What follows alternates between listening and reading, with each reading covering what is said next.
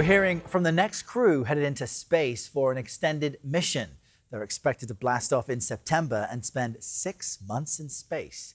The astronauts told reporters yesterday they are excited. We feel very lucky to be the 4 people climbing onto this rocket to launch, but when we do so, we definitely do so feeling that gratitude and trying as best we can to take with us the aspirations and the enthusiasms of all those teams, thousands of people. On the nature of gratitude, 2026, I think, is a big year for human spaceflight. CBS News consultant Bill Harwood joins us now to discuss this. Bill, good morning. Great to see you. Catch us up on the SpaceX Crew 13 mission. What did we learn from the astronauts as they spoke, and why is this being called, this year anyway, a big one for human spaceflight? Well, it's a big year in the sense that, NASA's pressing ahead with the Artemis moon program. They have multiple robotic probes in flow to go to the moon before they launch the Artemis 3 mission next year, with astronauts on board in Earth orbit to test the lunar landers they hope to use. So while that's going on, you've got the International Space Station, and of course, Crew 13 is the latest set of fresh astronauts being launched by NASA. As you say, they're going to spend 6 months in space, and I'll point out right now that about midway through this mission, Canadian crew member Josh Kutrick, his wife is expecting their 3rd child, so he's got to have a pretty unique story to tell down the road. His kid is anyway. That why wasn't your dad there? Well, he wasn't on the planet, so that's kind of cool.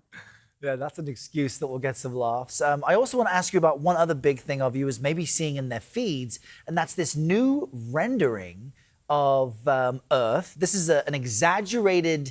You can tell me the scientific explanation. It's like a geoid. It's an exaggerated version of Earth and its surface, but it's not spherical. It's lumpy. What's going on here, Bill?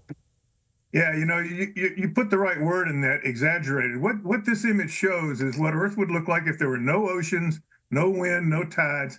It's simply showing you differences in gravity around the planet. Okay, so where there's denser materials there, you have stronger gravity than areas where there are lower density.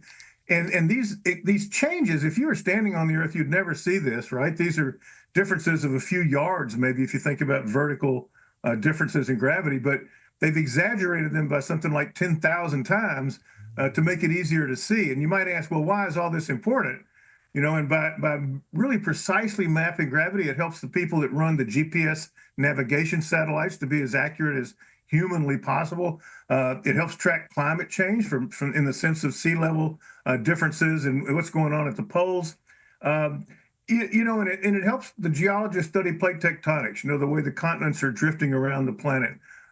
So it's really fascinating, but don't think that you would see the Earth like this anywhere. Your eyes aren't going to pick this up. Yeah. The Earth is still a pretty blue marble to you and me. That's exactly right. The Earth is not flat, and it's not completely lumpy, but it's also not completely spherical. Bill Harwood, always great to chat with you. Thanks so much. My pleasure.